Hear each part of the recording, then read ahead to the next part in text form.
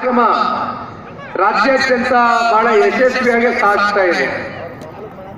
ಇವತ್ತಿನ ಈ ಕಾರ್ಯಕ್ರಮ ತಾವೆಲ್ಲರೂ ಕೂಡ ತಾಲೂಕಿನಾದ್ಯಂತ ಹಳ್ಳಿಗಳಿಂದ ನಗರ ಪ್ರದೇಶದಿಂದ ತಾವೆಲ್ಲರೂ ಬಂದು ಸೇರಿ ಜನತಾದಳ ಪಕ್ಷದ ಪರವಾಗಿ ನಾವೆಲ್ಲರೂ ಇದ್ದೇವೆ ಅಂತಕ್ಕಂಥ ಆತ್ಮವಿಶ್ವಾಸವನ್ನ ತುಂಬಿಸ್ತಾ ಇರ್ತಕ್ಕಂಥ ಎಲ್ಲ ದೇವರಿಕರಿಗೆ ತಾಲೂಕಿನ ಮಹಾ ಜನತೆಗೆ, ಕಾರ್ಯಕರ್ತ ಬಂಧುಗಳಿಗೆ ಮತ್ತೊಮ್ಮೆ ಇರ್ತಕ್ಕಂಥ ಜನಪ್ರಿಯ ಶಾಸಕರಾಗಿರ್ತಕ್ಕಂಥ ರಾಜಣ್ಣ ಅವರಿಗೆ ತುಂಬ ಹೃದಯದ ಅಭಿನಂದನೆಗಳು, ಧನ್ಯವಾದಗಳನ್ನ ಸಲ್ಲಿಸಲಿಕ್ಕೆ ಇಷ್ಟಪಡ್ತೇನೆ. ಜೊತೆಯಲ್ಲಿ ಈ ಕಾರ್ಯಕ್ರಮದ ಎಲ್ಲ ಸುದ್ದಿಯನ್ನ ಜಿಲ್ಲೆಯ ಜನತೆಗೆ ಬಿತ್ತರಿಸ್ತಕ್ಕಂಥ ಪ್ರಾಮಾಣಿಕ ಕೆಲಸವನ್ನ ಮಾಡ್ತಕ್ಕಂಥ ಜಿಲ್ಲೆಯ ಎಲ್ಲ ನನ್ನ ಆತ್ಮೀಯ ಮಾಧ್ಯಮದ ಮಿತ್ರರಿಗೂ ಕೂಡ ಈ ಒಂದು ಸಂದರ್ಭದಲ್ಲಿ ಧನ್ಯವಾದಗಳನ್ನ ತಿಳಿಸ್ಲಿಕ್ಕೆ ಬಯಸ್ತೇನೆ. ಬಹಳ ಜನ ಒಂದು ಅನ್ಕೊಂಡಿದ್ದಾರೆ, ರಾಜಣ್ಣ ಅವರು ಕೂಡ ಮಾತನಾಡಬೇಕಾದ್ರೆ ಹೇಳ್ತಾ ಇದ್ದಾರೆ, ಜನತಾದಳ ಪಕ್ಷ ಅಂದ್ರೆ ಕೇವಲ ಹಳೆ ಮೈಸೂರು ಪ್ರಾಂತ್ಯಕ್ಕೆ ಸೀಮಿತವಾಗಿರ್ತಕ್ಕಂಥ ಪಕ್ಷ ಅಂತ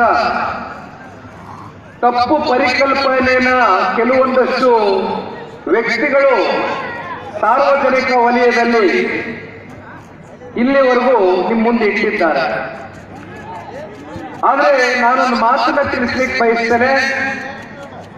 ಚುನಾವಣೆಯ ಇತಿಹಾಸಗಳು ನಾವು ತೆಗೆದು ನೋಡಿದಂತ ಸಂದರ್ಭದಲ್ಲಿ ಫಲಿತಾಂಶ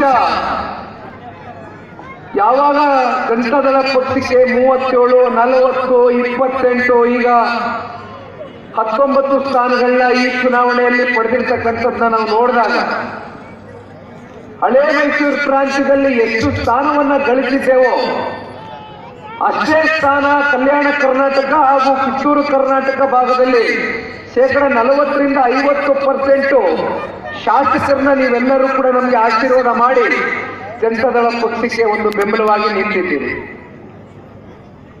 ಕಲ್ಯಾಣ ಕರ್ನಾಟಕದ ಭಾಗದಲ್ಲಿ ಈಗಾಗಲೇ ರಾಯಚೂರು, ಬೀದರ್, ಯಾದಗಿರಿ, ಜೊತೆಯಲ್ಲಿ